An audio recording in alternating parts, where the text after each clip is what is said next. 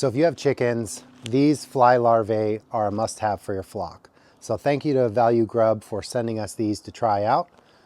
We have had chickens for a while now, and having these has been a vital part of raising them and helping them stay healthy.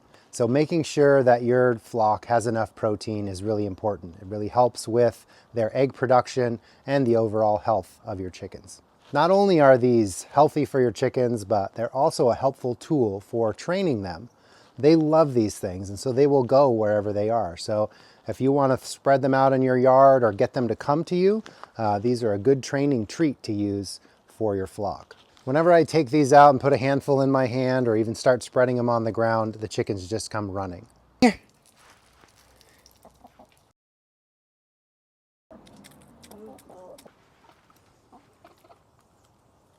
So these fly larvae are dried and they're very large, they're big pieces.